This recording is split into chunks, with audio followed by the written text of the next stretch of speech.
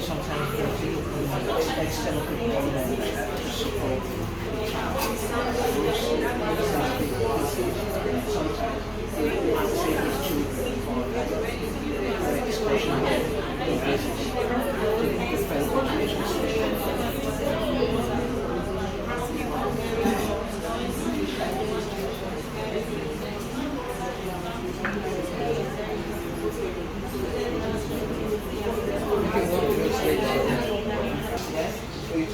Guys, the packs are yours to keep.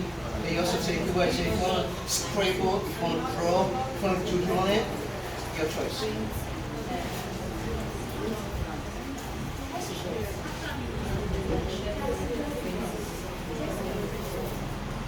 Yeah, because unless you break it down completely, if you give them, it does, but reasonably well, but not fantastically well. So worksheet is when you've got a task and you do that one. So in the UK, pretty much don't think of these long worksheets.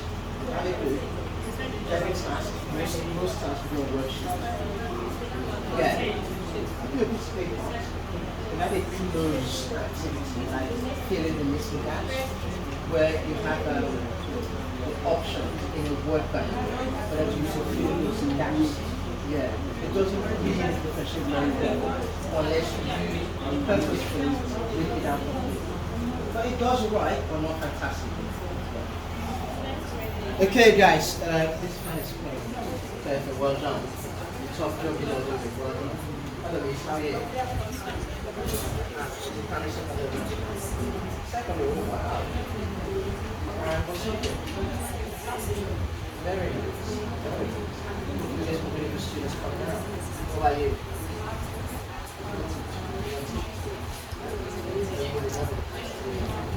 Well done. We need a school though. Hello. What's up?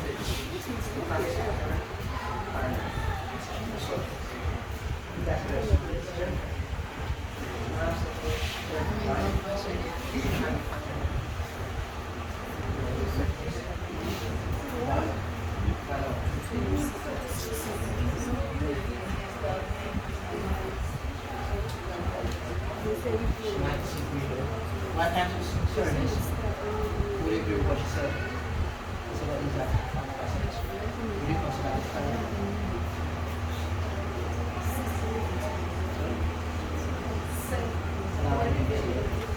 How do you see them? We see them close to the board. Right, guys, so based on your knowledge of your children in one of your classes, where would you sit them now? Would you sit them close to the board, away from the board? Would you see the very smart ones next to the ones that are not very smart? Would you see the ones that are visual learners in your class closer or further away? So have a think of one of your classes. Think about the characters in those classes or in that class, and then decide how you're going to see them. Sorry, miss, you put me over.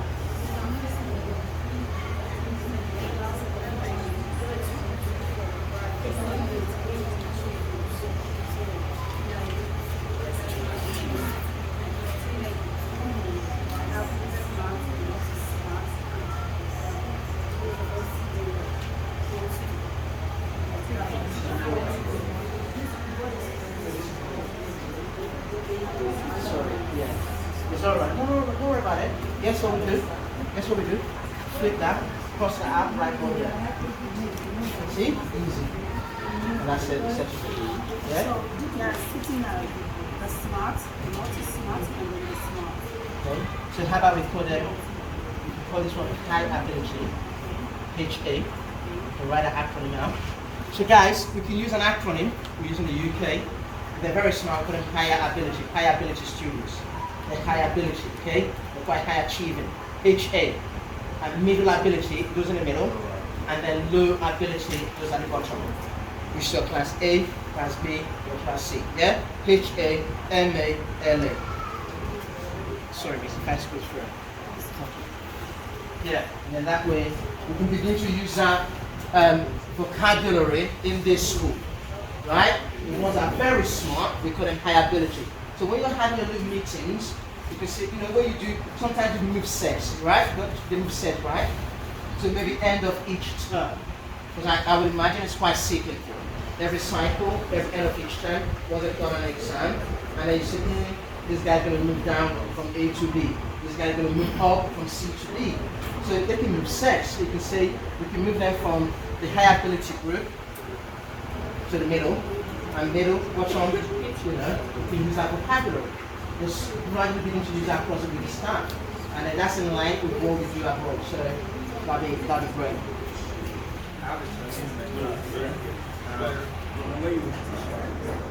Guys, let's listen please to the questions.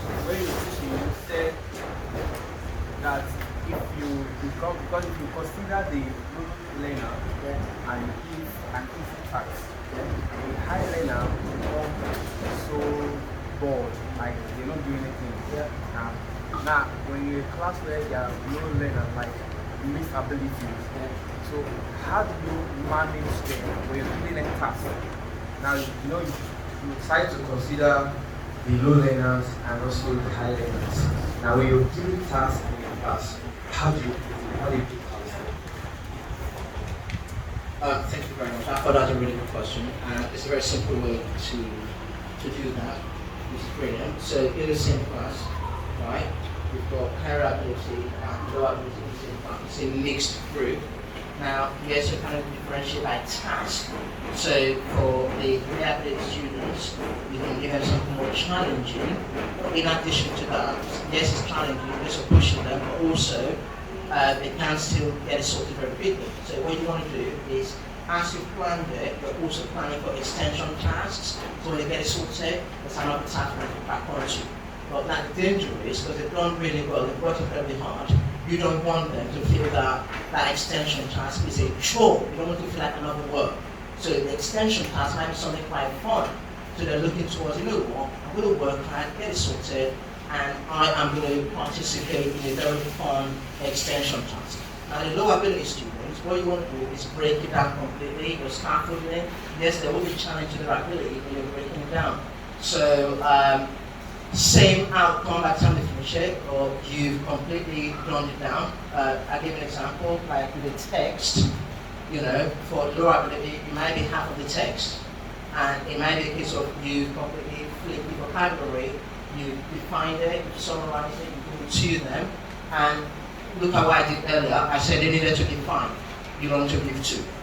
Right? That's me differentiating. So I know they're capable.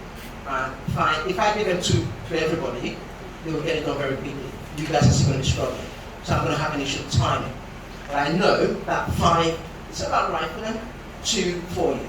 So if when they get on with 5, you would have gone below 2, and everybody's got my same pace. And that's it. Thank you. Any other questions? Go for it.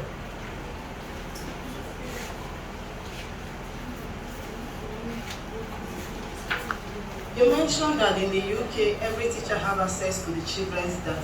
But here in Nigeria, we don't really have such access. What happens in a situation you have a child in the class, you feel this child has a problem, let's say a disability or some sort, and you try to, since there's no data, you try to find out from the parent, and they deny it, and you yourself as a teacher know that something actually is not completely right. How do you manage it? Like, when you notice the child is not coming up like other children?